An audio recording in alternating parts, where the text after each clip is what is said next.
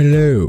If you've been playing Genshin from the Luna 1 update, you will have noticed that there is an event called To Temper Thyself and Journey Far. And if you've read a little bit about it, you'll know that if you complete a certain amount of challenges, you get a free 5-star constellation for a character. Now, with 25 characters to choose from, you might be thinking, who the f do I pick?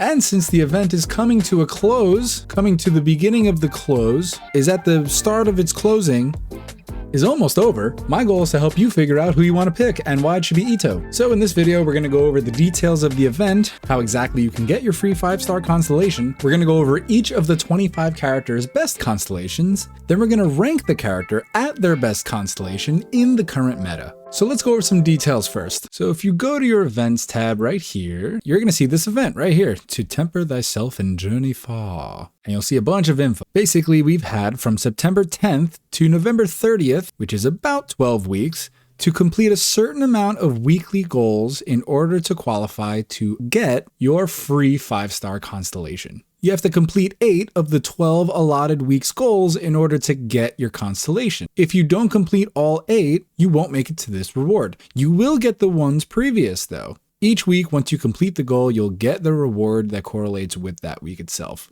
And the only thing you really have to do is spend 120 resin and claim your daily rewards from Catherine. As long as you do that, you'll see these check marks pop up in your Traveler's Handbook under the Commissions tab. Once you complete 5, you will be able to claim one of these rewards here. Seems simple enough, but there are a couple of prerequisites that you need to fulfill in order to be able to claim these rewards. You need to be at least Adventure Rank 14. You have to have completed the Archon Quest Prologue Act 1. You have to complete the World Quest Welcome to the Adventurers Guild. If you've been playing for over like 3 days, you've probably done them. And the final prerequisite is you have to already have at least one copy of the character that you want. So unfortunately, this is not a way to get new characters. Right now I have Ito picked because I want that constellation, but some are grayed out because I don't have these characters. So this is just a way to advance some of the characters you already have instead of getting new ones, which is a little bit of a heartbreaker, but yeah, you know.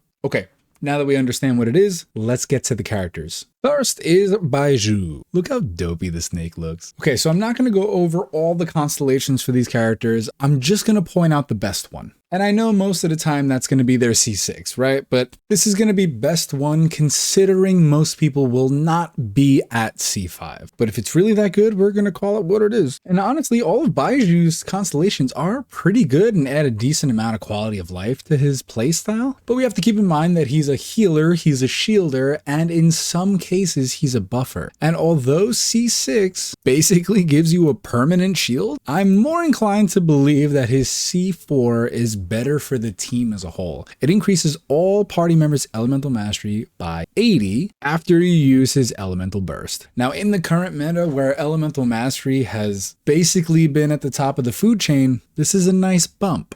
Next is Dia. Now all these again, decent quality of life stuff, but to be completely honest, the C6 is the moneymaker right here, man. Dia is generally useless. Prior to that, I hesitate to say because she's cool and she's fun and she's kind of badass, but the C6 is just too good. It increases the crit rate of her burst by 10%, and as long as you're hitting the opponent throughout the burst, you can get up to 60% extra crit damage and another 2 seconds of burst time. You can't really argue with that. It's just too good. It's really the only time people use her on teams if you've ever even seen a showcase with her, if she is the main DPS. Now a close second would be the C3, where it increases the talent level of the burst by 3. It's pretty good. C6 is the best. C3 is a close-ish, not really, second. The damage increase you get from the burst with this is pretty good. Next is Wanderer. Now for Wanderer, surprise, surprise, his C6 is kind of busted. He does more damage and the enhanced normal attacks are prolonged, which is pretty good. But since everyone is focused on his normal attacks, I think people forget just how powerful his burst is. And his C2 can increase the burst damage by up to 200%. It's a decent buff for a burst that already does a good amount of damage. Now his C3 is similar because it increases the talent level by 3, which equates to about 250%, but I think a C2 is a better bang for your buck. So with a sprinkle of realism, considering he is a limited character, I would say the C2 is going to be the best one.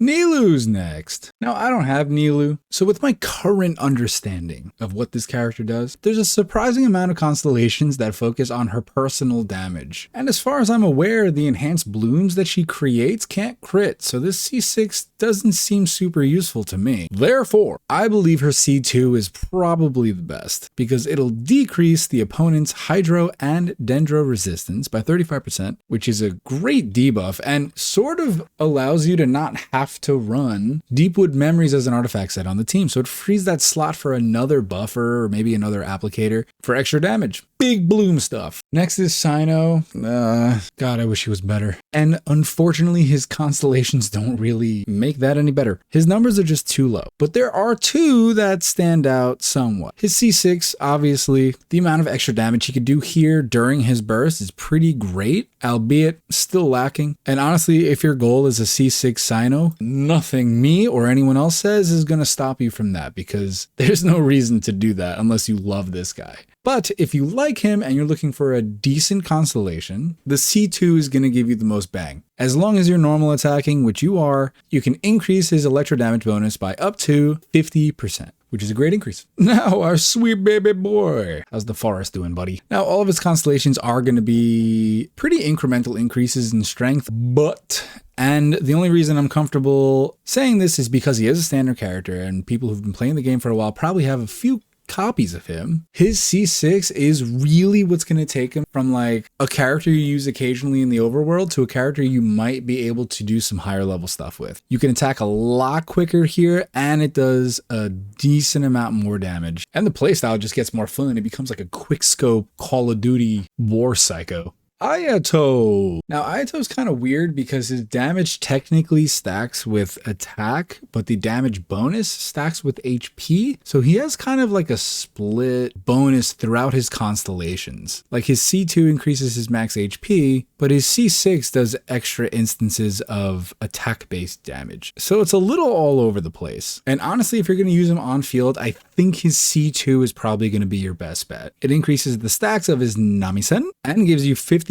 more HP, which is kind of nutty, which basically gives this damage bonus like an extra 25% at level 1, which is basically a 50% damage bonus for him at level 9. But I guess if the damage is fairly negligible at that point, what does it really matter, right? But I think C2 is going to be more worth it than others. Yai Miko. And I think I'm starting to see a trend here because, again, best bang for your buck is going to be her C2. It's looking like the limited 5-star C2s are going to be better, and the standard banner C6s are going to be the general recommendation. Let's see if that continues to be true as we keep going.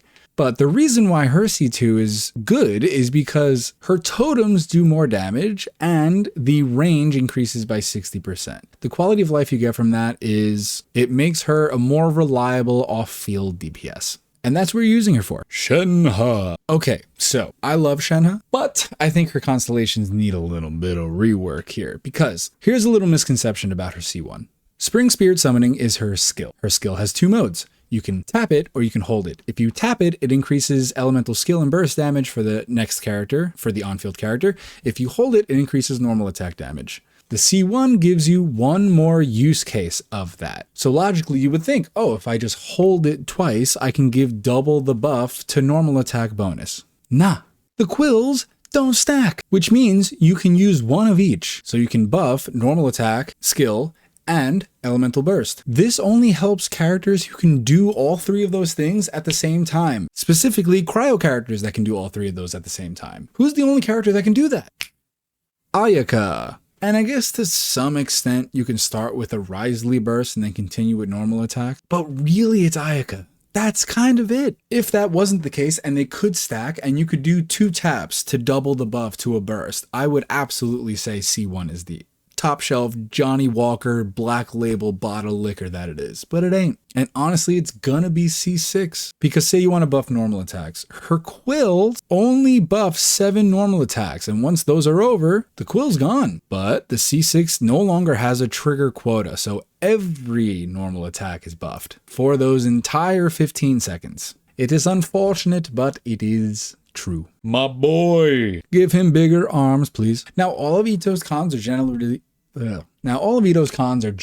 pretty good, and I'm super biased because I love this motherfucker. But if we're going to be super real, his C6 is his best. It's 70% crit damage. Are you kidding? Crazy. And after he charge attacks, he has a 50% chance to generate another stack of his enhanced charge attack. It's just a crazy constellation. And again, the rest are pretty good. Can you tell that I'm biased yet? Now, the real answer, since he is a limited 5-star, is basically C1. C2 is a very good quality of life because he gets a ton of energy from it. But the C1 gives him 5 extra stacks of the enhanced charge attacks. That's pretty good, and it changes his playstyle a little bit. So get that one, guys. I'll see you there. Coco who? Coco me. This is another instance of a character that has constellations that increase their personal damage while also increasing some other stuff. Even when you don't really use them for personal damage too much. Some people do. Some people are diehard Kokomi fans. I don't know who, but it's definitely some people. But regardless of the playstyle you do use her with, her burst helps both of those playstyles because it increases both her personal damage and her healing to the team. So I'm inclined to believe that her C3 is probably going to be her most efficient, which increases the burst talent level by 3. May the cult of Kokomi attack me in the comments. Go ahead. Yoimiya. Now the good news with Yoimiya is the bulk of her constellation usefulness is in the beginning. None of them are insane, but her C2, as long as you crit, will give her 25% pyro damage bonus. Pretty good. Next, Ayaka. And we kind of went over her playstyle with Shenhe, but basically her burst is going to be her meat, veggies, potato, corn, and everything else of her kit. So the C2 is going to be the most efficient. Big shocker, another C2. Whatever damage that the burst did before now does 40% more damage. That's basically what this is. It creates 2 smaller bursts that do 20% each. Really a pretty good constellation. Eula! You're probably not going to get a Eulacon. You're probably not. And if you are, you would have to be so confident in that you wouldn't even be watching this. And honestly, all these are somewhat mediocre. So I'm pretty comfortable recommending C1 to be the one if you want, or C3. I'm a little tied, because C1 gives you 30% physical damage bonus, which is all the damage she does, but the C3 increases her burst level by 3, which is a good amount more. So I'm a little torn. I think if I'd have to really pick, it would be C3, but I'm gonna say C3 for an answer, but really, Hutao. Quick rant. Have you ever played Dragon Ball Z Budokai 3? Best Dragon Ball game of all time, obviously. If you've ever played Vegeta and you wanted to get Majin Vegeta, do you remember that you had to get to like a little bit of health and then fall down and then he transforms by himself and then he's a fucking monster? That's kind of what Hutao's C6 is. If she gets down to 1 HP, she automatically gets 100% crit rate, crazy resistances. I can just smack the shit out of people. Anyway, C1 is going to be the bang of the buck. That's not a saying. Hutao's biggest ease of use problem is that her charge attacks cost stamina. You can't fit that many charge attacks in, especially if you're sprinting around doing charge attacks. You're going to run out of stamina very quickly. Now her charge attacks don't consume stamina, and it's just generally a great quality of life increase. Xiao! All of his constellations suck. C1's the best. You can get more energy. Yay! Ganyu. Now, obviously you use Ganyu's charge attacks, that's going to be the base of her damage, but you use her burst quite a bit too. So C1 giving you some energy and then offering some more cryo resistance decrease for opponents is pretty good.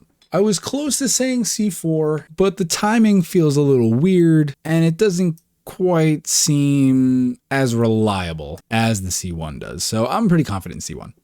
Albedo. And it's going to be a C2. You just build Albedo for damage. That's really it. And his burst does a good chunk of it. Now the C2 increases his burst damage by up to 120%. So Back in my day, 120% was pretty good. Mr. Tartaglia. Now, if you ever use Child, you'll know that his two biggest shortcomings are everything about him. But more realistically, they are his normal attack damage and his CD times, his cooldowns, which can be up to 45 seconds if you max out his skill. Why? So his C1 decreasing that from 46 to 37, pretty good. But if you want the coolest version of Child, you should shoot for his C4. This triggers his Riptide just a crazy amount of times. And if you have a mob of people that are generally somewhat grouped together, it's just an insane amount of hits and numbers on the screen, and the damage is okay, but more it's just cool to look at. It's like a crazy Chinese water fountain show. It's awesome. But realistically, it's kind of C1. Clee! Now this one I'm kind of torn between also because I know she is a limited character. So chances are you're considering either C1 or C2 or something like that. Her C2 is very good. Decreases opponent's defense by 23% for 12 seconds. It's for the whole team, so no matter who's doing damage to that opponent, it's all going to be more damage. But her C6, giving energy and pyro damage to the entire team for 25 seconds, pretty good. It's not too much. 3 energy and 10% pyro damage. Not too much, cause not great character. So C2, ka-chang, ka-chang. All these suck. They're not good. The damage that she can do at C6 versus C0 is essentially the same. And you probably have a decent amount of copies of her because she is one of the first standard banner characters. So if you're looking for C6, look at this. 6% electro damage bonus. Oh my God. Ito gives 70% crit damage and more charge attacks, but 6%, that's not 5. And it's for 8 seconds. Now I get they stack, I understand. So really if you do it right, it's 24%. Woo! And I know she's just designed to do like every single move, be everywhere at once, just fucking go crazy. And she is fun, but underwhelming C6 to say the least. But that's still probably going to be her best one. Mona. Without a doubt, it's going to be her C1. Before 6.0, these were not great. But if you take a look, they changed it. They've added lunar charge damage increase by 15%. That's a lot. Considering when something buffs electrocharged and lunar charged at the same time, most of the buffs to electrocharge are about double the buff for lunar charge. They don't buff lunar charge as much because it's so much more powerful. But in this case, they're buffing each equally. 15% for lunar charge is pretty crazy. And if you're playing lunar charge teams right now, my boy Flynn's decent. It's decent. All these other ones are pretty weird. Chi-Chi, goated at C0. Not sure what else there is to say, honestly. Realistically, it's going to be C6 just because it revives a party member. Like, that's crazy. She will just revive a fallen party member. Bring him back. Bring him back to life. The rest, pretty negligible. Deluki Pookie. All these are small quality of life increases. None of them are particularly good, but I would say C4 is decently better. Basically, if you use Diluc, you know that you can do 3 skills. This makes it so that the second one does 40% more damage, and the third one does 40 more on top of that. So not bad. And my lady, again, most of these not great, but that's sort of the trend with these early Mondstadt characters. They were still figuring it out. The buffs couldn't be too crazy because there was nothing to compare them to. But C4 is going to be her best. If you're inside her burst, the opponent's animo resistance decreased by 40%. That's a decent chunk. And if you play Wanderer or Shao or maybe Varka, I don't know, this is quite good, especially if you don't have Faruzan. This will increase their damage by a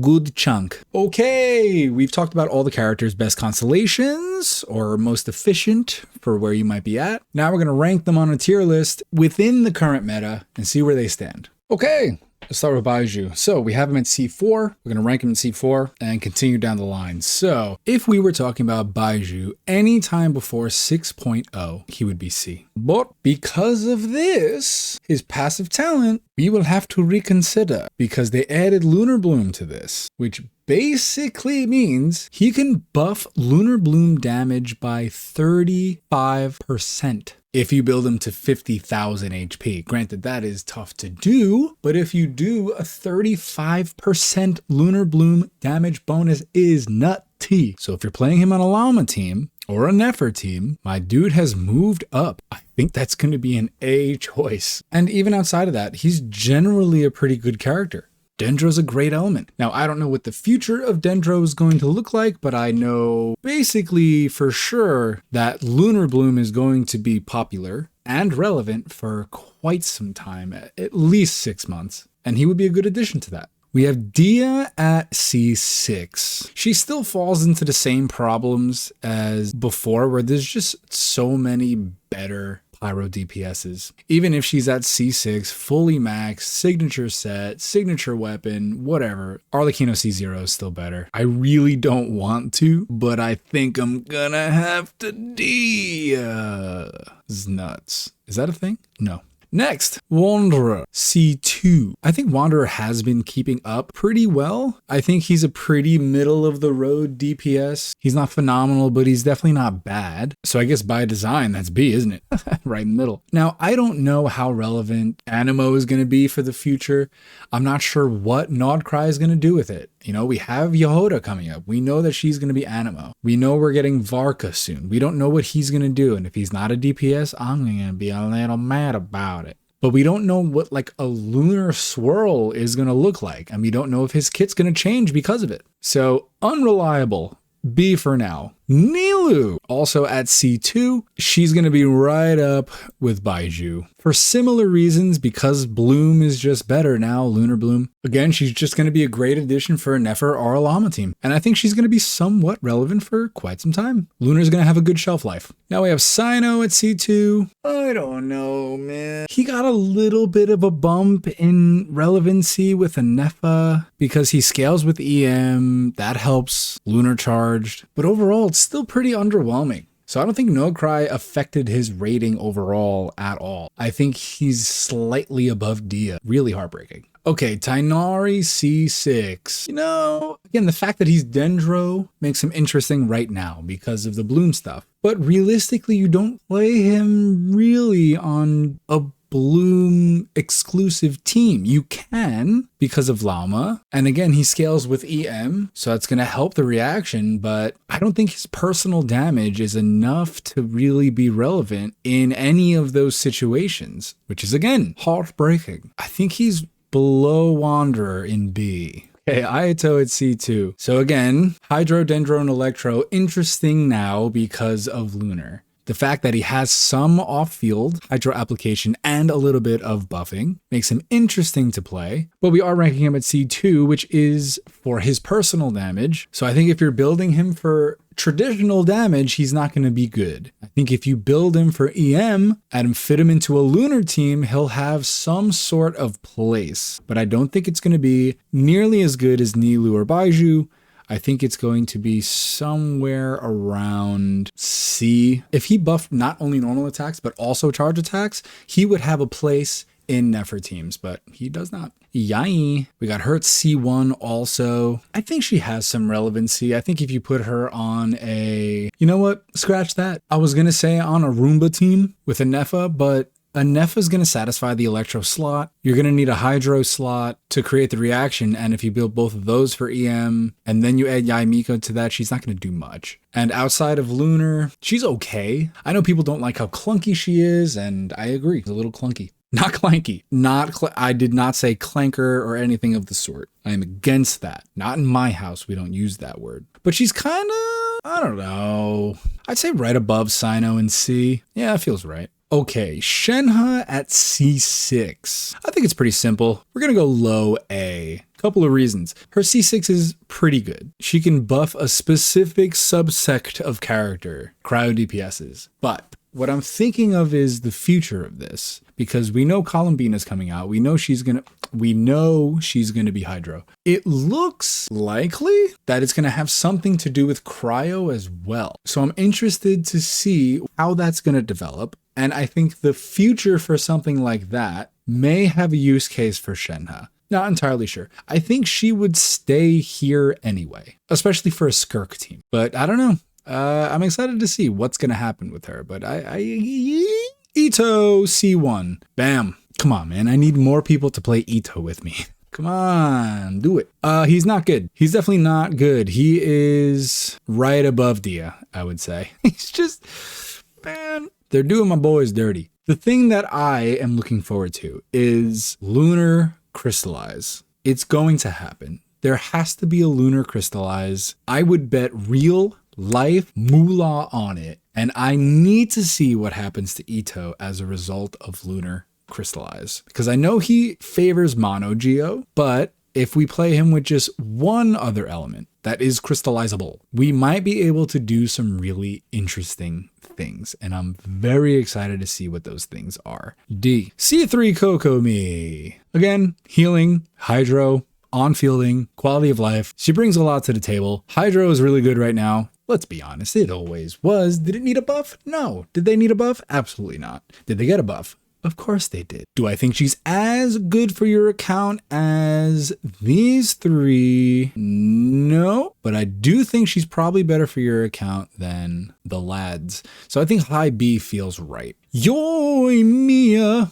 You get her if you like her. We're ranking her at C2. The damage isn't going to be great. Again, the market for pyro DPS is so saturated that it's hard to keep up. It's a dog-eat-dog world. But I'm gonna say probably, I don't know if she's better or worse than Dia. Probably a little better than Dia. Ayaka, C2. I would say high C. Yeah, there feels good. I don't think she's phenomenal. Pretty middle of the road. Maybe a bit less. It's just, unfortunately, she's been outclassed. It's an unfortunate truth of the world. Eula, C3. Is it a flaw of mine to believe that Eula is better than what the public say she is? Is it bad to believe that even though her numbers are white, that they are still relevant? Is it wrong to believe that a C3 Eula is just slightly better than Ayato? C1 Hu Tao. I think she sort of keeps up. I don't think she really keeps up. I think there are definitely better options. The same old pyro DPS shtick I had before. If you have her, I think you can make her work in a handful of teams. And the ease of use that C1 brings is quite good. So I think she's probably in B. Yeah, low B feels right. All right, Xiao C1. Xiao C0 would be ranked the same as Xiao C6. And that is going to be right in between Wanderer and Tainari in terms of damage. Because he can definitely do some damage. If you have Shengyun, if you have Farazan, if you have Jean, like we were talking about before, C4, he can throw some numbers. And that new plunging set, new, right? It's been months. That Natlin plunging set works really well on him. So I'm comfortable there. Ganyu C1. Again, a bit of a heartbreaker. Cryo didn't really have the come up that we wanted it to have. We got Skirk, and that's not really even a come up for Cryo because she's a DPS. We got Escoffier, and it all feels so short-lived. And we need more of it. That's all I'm saying. We just need a little more of it. But she's been outclassed. I think she's going to be a low C. Low C feels good. Albedo C2. It's just damage. It's just a little extra damage on the team. Really not even that good. I think he's going to be the lowest we have so far. Oops. Child C1. Child's international team, national team. I don't know. International. I don't remember. It's just not keeping up. It had such a good run, but it has run dry. And it's still one of my favorite teams to play. But in a time where that was like his only good team, it still sort of remains his only good-ish team, unless you play him on a Lunar Bloom team. And that's not a great use case for him. There's so many better on-field Hydro characters you can use. Is that going to stop me from pulling? It might, actually. It might. Oh well, I think he is high D. Klee C2. I don't think there's any reason to build Klee at any constellation with the saturation of Pyro. I don't like how clunky she is. So her ease of play is low. Her damage is low comparatively. So I think she's going to be hovering around Yoimiya. Maybe a bit better than Yoimiya. Okay, C6 Kaching. Zero reason to play C6. Not a powerful character. I do think she's worse than C6 Dia. Is she worse than Albedo? No. Low D, not as low as Albedo.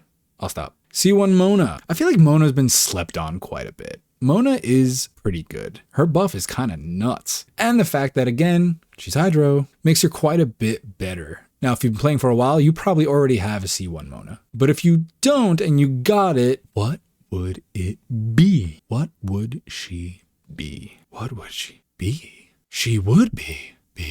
Yeah, high B sounds good to me. Not great, but a decent addition. Chi-Chi, C6. Diluc, C4. Again, not super relevant. Him and Fremine have the highest plunge multipliers, so you can do that super niche melt or vape plunge Diluc if you want. If you don't, I don't blame you. But he is going to be down here, probably a little better than Kaching. Lastly, C4 Jean. Now, she had a bump a while ago because Farina came out and needed a healer that can heal a lot quickly. That was Jean. And the fact that it was Animo means she can use VV and help even further with the buffs. And then at C4, she's buffing even more for Animo damage. But in recent times, all of that seems to be a little less necessary. Farina has sort of dropped off with the new stage of meta anyway. I don't know how damage bonus is going to be affected in the future, but as for now, it's not as good, which means Jean by proxy is not as good as she used to be. I think she's still good, so I think she would be better for your account if you have either of these fellas than Hu Tao. Yeah, that feels good to me. So there we go. We have our list. Again, these are at the constellations previously discussed. And I tried my best to think about how it would affect your account overall in the current meta. And we landed here. We made it. So it would seem the best would be Nilou at C2. And the worst would be a C6 Chi-Chi. What a heartbreaker. So I know what you're thinking. There's one more option. What if you choose a character that you already have C6 for, so you can get the Masterless Stella Fortuna? With one of these, you can bump one of your characters that's already level 90 out of 90 to level 95. And it'll increase the base HP, attack, and defense of that character. So obviously it's tough to get a C6 character in this game. So this might be an option for those of you who already have these characters on this list at their constellation, or you just don't care about them as much and would rather level 95 a character that you really enjoy playing. And just as a general rule, increasing the base stats for HP, attack, and defense is going to be beneficial for any character who scales off of those things. For example, if you have an attack percent anything on your kit, the percentage that it's increasing is the base attack. If it was HP percent, it would be the same for HP. So the value of this Sans will go up if this was your Arlecchino and you decided that you wanted her at level 95 instead of level 90. Because right now, 46.6% of her base attack, which is 1016, is 473. So that's how much attack that Sans is adding in this green number here. But it looks like it adds about 40. It's going to be different for every character probably, but say it adds 40 to the base attack. Now it would be 1056, so it would be adding about 20 more attack to this green number than before. Is that a huge increase? Obviously not. But if you really just don't care about the constellations of those other characters, then this might be a decent option for you. Where you're going to see the most benefit is on characters that you're building full elemental mastery on.